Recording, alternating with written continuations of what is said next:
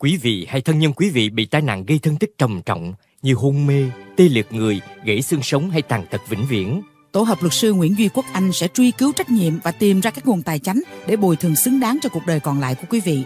Chúng tôi ứng trước mọi phí tổn, chỉ nhận thù lao sau khi đòi được tiền.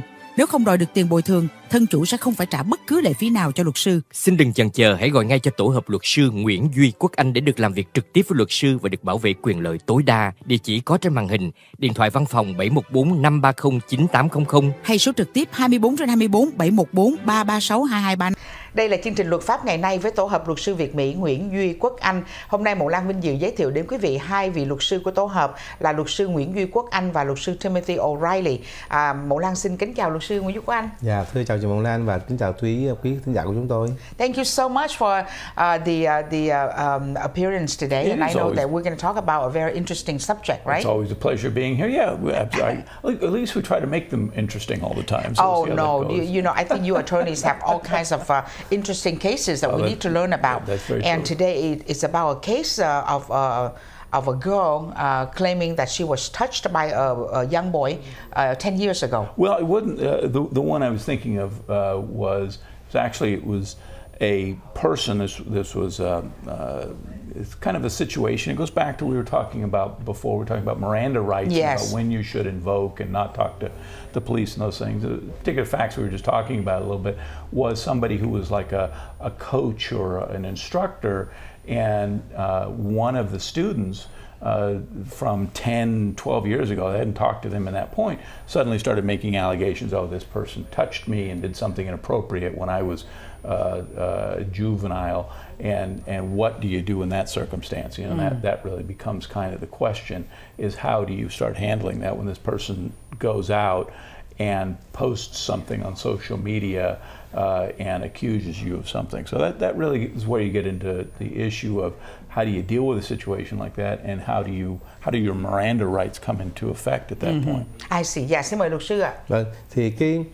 câu chuyện đó là luật sư Tim muốn đề ra đó là thí dụ như có một cái trường hợp mà một cái người học sinh ở cái tuổi vị thành niên đó 12 năm trước rồi, thì dĩ nhiên bây giờ thì cái cô đó cổ thành là một người thiếu nữ rồi, chị Mậu Lan thấy không, đúng không?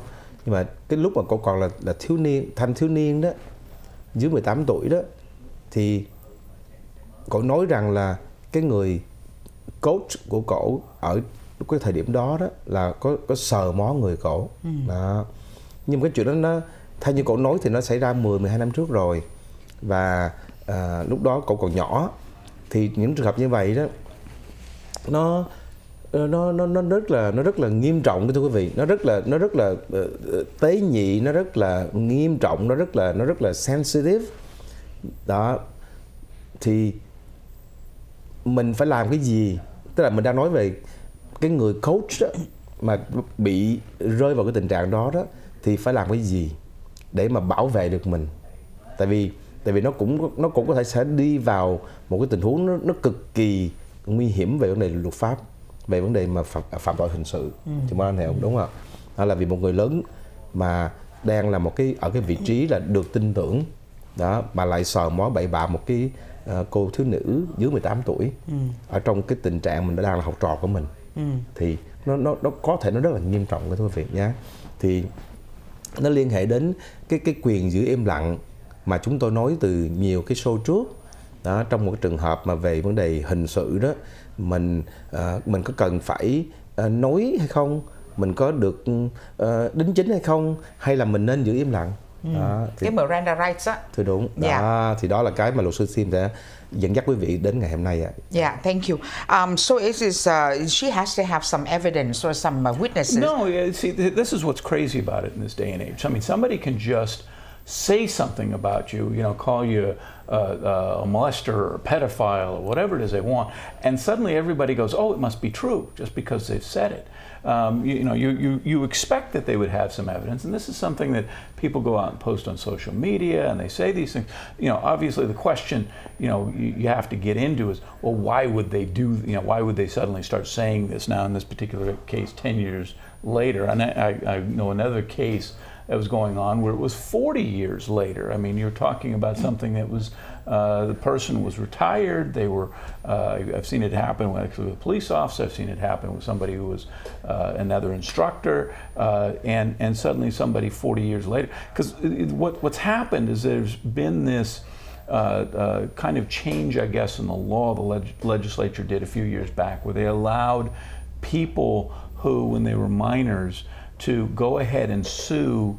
They opened up the statute of limitations, is what we call it, and they allowed people to sue for things that were years, if not decades before. That, you know, you have to, the law expects people who are wronged to come forward. You just don't get to, we call it, sit on your hands. You have to take affirmative action, or otherwise you can be time barred, and that's the whole purpose of a statute of limitations. We don't want people coming up with crazy allegations of, you know, 50 years ago you did this to me, or 10 years ago you did this. That's why the statute of limitations is there. It's designed to do exactly that. It's to protect the innocent, as well as make sure that people who essentially have the right to present evidence, you know, 10, 50 years ago, where are you going to find witnesses? You know, how are you going to go and say, well, what day was this on? When did this occur? What were the circumstances? Because that's the proof that's required in so many of those cases. But somebody can now just come up and make, you know, kind of, I don't want to call them crazy allegations, but people can make allegations out of the blue, and the person who is now being accused of those things in our society right now is really, you know, on their, they're basically looked at, oh my God, nobody would say this about you unless it must be true. Well, that's a dramatic shift from, say, 30 or 40 years ago, when the law used to presume allegations are easy to make. The person coming forward with these allegations, especially if they're old allegations, must present some truth. So they used to tell juries, there used to be an actual jury instruction that says allegations of the serious nature are easy to make and difficult to disprove. And that was what the instruction used to say. They got rid of that because society's changed a little bit. We don't want anybody questioning those who make allegations. We're going to believe them automatically. But the reality of life is people oftentimes make allegations that aren't true, just to either bring they want to embarrass the person, they don't like the person. In the case I was telling you about, this person had some very old, long-standing grudges against this individual, and that was one of the things I had to do in terms of fact-finding and figuring out where's this coming from. And you find out the background on these kinds of allegations, that truly they aren't made in a vacuum. That's true, but sometimes people harbor these things for years, and if given an opportunity, like the legislature just did, a lot of these folks who've had grudges, and certainly I can guarantee you there's a lot of folks that have provable allegations that have come forward, but a lot of folks that have had old grudges have come forward too. And it makes it almost impossible for the person accused to disprove it, because if we're going to, quote, believe the accuser all the time and not believe the accused, and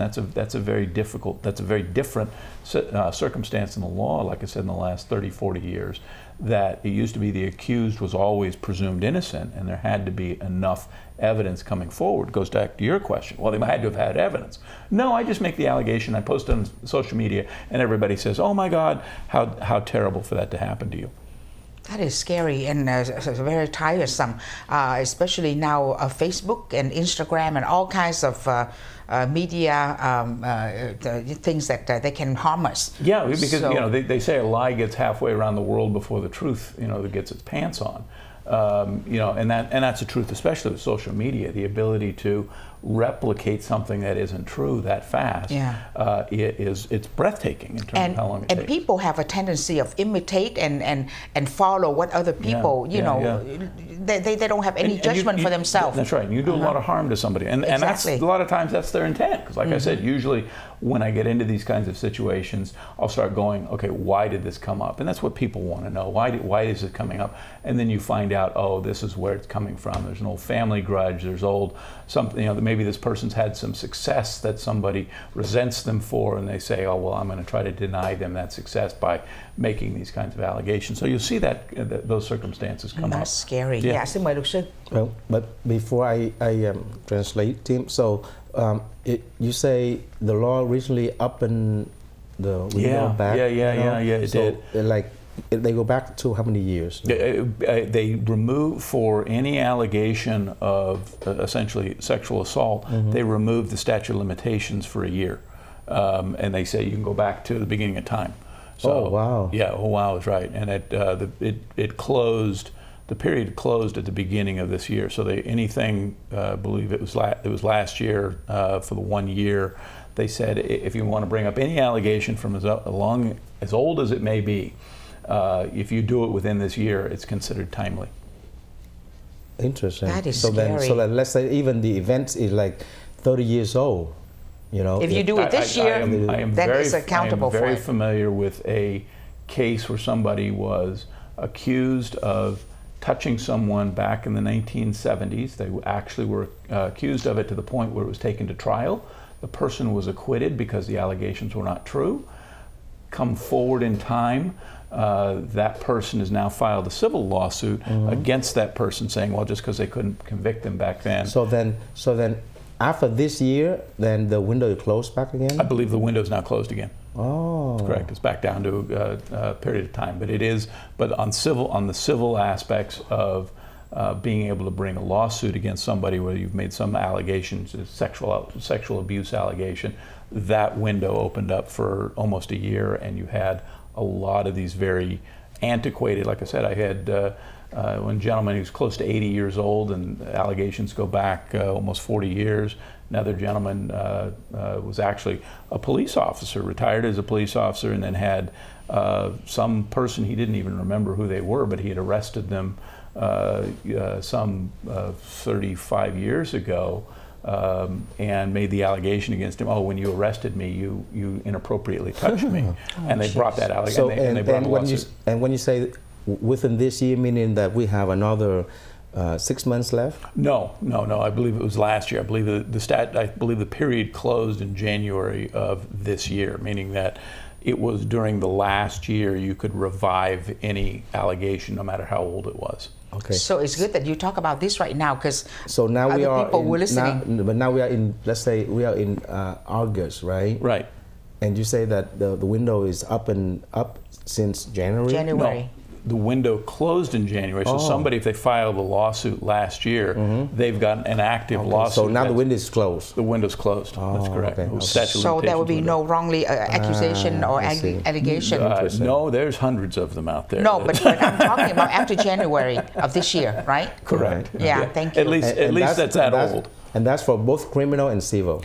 No, it did not open for criminal. It was just for civil allegations. Oh, for civil only. For civil only, correct. I see. Okay, interesting. Okay, good. So, thì cái đề tài này nó là như vậy, kính thưa quý vị. Là cái luật ở đây luật sư Tim đã nói là trong cái lĩnh vực về dân sự tố tụng nha, là vì quý vị cũng biết rồi đó, là ở Hoa Kỳ có hai cái tòa mà có thể truy tố một cái hành động, một cái tội nào đó.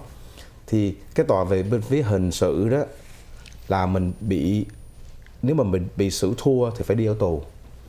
Còn bên phía dân sự tố tụng đó thì bị xử thua đó, mình chỉ có phạt tiền thôi, mình chỉ có nợ tiền người ta thôi, đền cái thiệt hại thôi, nhưng mà không có đi ở tù. Ok. Thì ở bên phía hình sự đó thì những cái án cũ, mà những cái tội cũ, những cái hành động cũ mà nó liên hệ đến vấn đề tình dục, okay, tức là sexual assault đó, vấn đề tình dục đó, thì không có còn được đi thưa nữa nếu mà nó quá cái hạn thời gian đi thưa rồi. Ok. Còn bên phía dân sự tố tụng đó thì luật họ thay đổi một cái năm vừa qua thôi, là nếu mà những người nào mà muốn đi thưa ai trong cái năm vừa qua về dân sự tố tụng thì có thể mở hồ sơ lại để mà thưa những cái tội danh cũ, mặc dù nó đã xảy ra hàng 30-40 năm về trước. Chị Quang Lan hiểu, ok? Tức là cái yếu tố thời gian đi thưa đó được mở ra 1 năm đó, và không có hạn chế. Thì mà cái thời điểm mà được mở ra nó đã qua rồi, tức là đến tháng Giêng năm nay là hết rồi. Những cái người mà nói rằng là mình là nạn nhân của những cái vụ sách nhiễu tình dục đó, ok, thì có được cái 1 năm vừa qua để đi thưa về dân sự tố tụng để đòi tiền, ok, thì cái thời gian đi thưa nó đã đóng rồi từ hồi tháng Giêng năm 2023 các quý vị nhé. Now, I would like to intervene a little bit. Do you think that that happened because they wanted to get all of the people that former President Trump, they can sue him for sexual assault and stuff, and then they close it because they have enough people coming out? There was a lot of that. I'm just curious in the politician kind of point of view. Do you think? I have no doubt that played a part in it, because it makes me think of that way. Just because of that, they open it out, but it's a good thing they close it already. So people don't use that and harm other people. It's kind of scary, to be honest with you. That is scary. Somebody can come after you, 40 or 50 years later, and suddenly make allegations against you. But exactly. Obviously, on the other side of things, people would say, "Oh, well, they didn't get a chance to, they were too scared back then, or the law wasn't in their favor then," and that's obviously the rationale that they use for doing that. But it is one of those things that, from a kind of a lawyer standpoint, there needs to be a point at which things end, and that's what statute of limitations are designed for. It was all the idea being is if you have a real claim, you can't sit on it for 10 or 20 years and then suddenly bring it up when the person no longer can defend themselves, when the witnesses are gone, when the ability to say, no, I wasn't there, this is where I was at, I was somewhere else, this didn't happen in this way. I know of one instance where the issue of the facility, meaning the actual building, became significant, meaning that they said, oh, it happened in this room, or as opposed to this room, and the fact is the building had been changed and modified by the time, and you could no longer prove what the building looked like to say, well, what this person says about the building wasn't true. And you couldn't prove that because now you've got no ability to get pictures, there's no ability to be able to show a jury, no, this is what the building looked like, this is actually what the facility looked like. Their version of it isn't true. So Tim, is this a federal law or a state law? No, it was state law. So every state changed the law? I don't know about every state changed the law. I believe New York changed it because that goes to exactly the thing you were talking about with the Trump allegations. Yes. They opened it up. Right. And that's what caused, the woman's name escapes me right now in terms of her ability to bring up an allegation from, 25 years ago and then make her claims and proceed was exactly that. They opened up the statute of limitations. How about California? Yeah. California did that, absolutely. They did too. And that's why I said that what I was talking about, that opened and then closed, and I believe it was at the first of the year, that's California's law. Trong lúc mà luật sư Nguyễn Quốc Anh thông dịch lại những gì luật sư Timothy O'Reilly nói đó thì có lẽ quý khán giả cũng như Mộng Lan chợt nhớ về cái vấn đề mà những người mà nói ông Trump sờ mó sờ soạn hay là hiếp dâm gì đó, chắc là cái luật này mở ra để mà cho những người đó lên tiếng, sau đó thì bây giờ cái luật đó nó đóng lại, phải không luật sư? Dạ, thì cái luật của dân sự tố tụng mà nó mở ra đó, như luật sư Tim vừa trình bày đó, thì cái luật này là luật của tiểu bang, thưa quý vị nhé.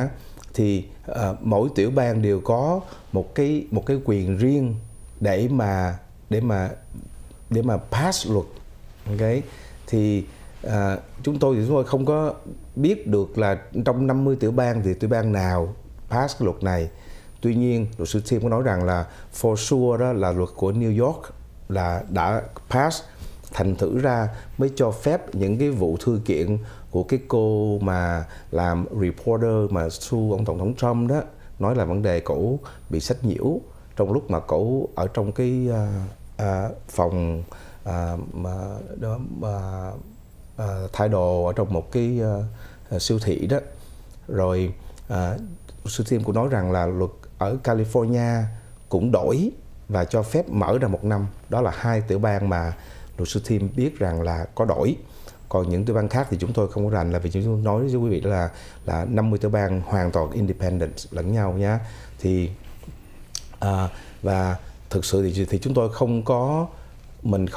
không có làm research để mà biết rằng là cái nguyên nhân, cái nguồn gốc nó từ đâu ra, tức là cái rationale là cái gì, ok? Thì tuy nhiên khi mà luật được pass á, thì coi như là cái luật đó được được là cái luật hiện hành đó. Và những người mà nghĩ rằng là mình là nạn nhân đó, nằm trong những cái vùng trường hợp đó thì được có cái quyền để mà đi thưa về vấn đề dân sự tố tụng của quý vị nha. Đó là những cái mà luật nó xảy ra. Thì cũng may mắn đó thì là cái luật đó nó chỉ có cho phép 1 năm mở ra thôi. Đó thì đối với lại luật sư đó như chúng tôi đó thì chúng tôi thì cho rằng là bất cứ cái gì, bất cứ cái tội gì nó cũng phải có một cái thời gian hạn định để cho mình được sống yên tâm chứ. Chứ không thể nào mà mình sống mà lúc nào mình cũng hồi hộp là không biết khi nào mình bị bắt, không biết khi nào mình bị truy tố. Đó thì đó là cái mà chúng tôi cho rằng là rất là công bằng trong luật khi đặt ra là phải có cái thời hạn để mà bị thưa, để cho mình được trở về bình thường. Đúng rồi luật sư. Không thôi mình giống như cái búa tài sồi mà nó cứ trên đầu mình không biết nó rớt lúc nào. Đúng rồi. Thí dụ mà nó thí dụ như hồi nãy, thí dụ như một cái trường hợp về tai nạn xe cộ đó, nếu mà không có cố ý để mà hại người khác đó, chỉ là bất cẩn không thôi đó, thì thường đó cái người mà bị lỗi đó, người ta chỉ có 2 năm chờ đợi để mà bị thưa thôi. Chị mới nói hiểu không? Trong 2 năm. Đúng. Đó, nếu trong 2 năm đó mà không bị thưa thì coi như là không bị thưa nữa. Đó. Còn những trường hợp ví dụ mà về vấn đề bất cẩn y tế, nếu mà bác sĩ hoặc là y tá hoặc là nhân viên của bệnh viện mà làm sai thì cái người mà bị nạn đó có 1 năm kể từ cái ngày mà biết, hoặc là có lý do chính đáng để biết là có bất cẩn để đi thưa, hoặc là tối đa là 3 năm mà thôi, cho dù không biết gì cả đó thì cũng chỉ có 3 năm thôi, kể từ cái ngày mà cái injury xảy ra. Đó thì như vậy đó, để như vậy để cho cái người bác sĩ, người nha sĩ, người y tá đó có được một cái đời sống bình thường trở lại sau cái thời hạn đó chứ. Đúng. Chị nói không? Đúng rồi. Đó thì thực sự mình cũng không hiểu rõ là tại sao có cái nguyên nhân gì mà đưa đẩy đến cái chuyện là năm ngoái luật nó mở ra duy nhất trong vấn đề, đặc biệt trong vấn đề mà sách nhiễu tình dục đó, thì cho phép cho người nạn nhân được mở hồ sơ truy cứu lại những cái hồ sơ cũ, cho dù nó là 20 năm, 25 năm hay là 30 năm. Nhất là ở tiểu bang New York ha luật sư ha. Cali và New York. Cali và New York. Và đến đây thì thời giờ qua rất nhanh thưa với quý khán thính giả, một cái đề tài rất là sôi nổi, nhưng mà đến đây thì hai vị luật sư phải tạm biệt quý khán thính giả và hẹn quý vị trong chương trình luật pháp ngày nay vào tuần sau. Số điện thoại của tổ hợp luật sư Việt Mỹ Nguyễn Duy Quốc Anh là 714 530 9800, 714 530 9800. Quý vị gọi đến đây quý vị sẽ được tham khảo trực tiếp với các quý vị luật sư. Và số điện thoại của luật sư Nguyễn Duy Quốc Anh nếu mà quý vị muốn nói chuyện thẳng với luật sư là 714 336 2235, 714 336 2235. You know what, I was holding my breath listening to you about this. It's a good thing that they closed it January, because otherwise people will be very afraid. You know, the big one. Can you imagine during that year? I mean, I only found out about it by accident. Meaning, somebody came into me and said these allegations are from 30 years ago. Bottom line on all of this, of course, is if that happens to you or somebody you know, go find a lawyer quick, because that could be a very important time in the whole thing. This is one of the circumstances that you need to go find a lawyer who can help guide you through this. What do you do with the false allegations? What do you do with these kinds of things? You got to find a lawyer. And the only law firm that I know with excellent attorneys and will take care from A to Z is the law firm of Mr. Nguyễn Duy Quốc Anh. Và số điện thoại một lần nữa nếu quý vị cần đến một tổ hợp luật sư. Xin thưa với quý vị là Mộ Lan rất hãnh diện giới thiệu đến quý vị tổ hợp luật sư Việt Mỹ Nguyễn Duy Quốc Anh, là tại vì đây là cái tổ hợp làm được việc cho quý vị nha quý vị. Số điện thoại là 714 530 9800. Trong trường hợp quý vị muốn nói chuyện thẳng với luật sư, xin gọi luật sư ở số của luật sư là 714 336 2235. Thank you so much, gentlemen. We'll see you next time. Okay? Thank you. Kính chào và tạm biệt.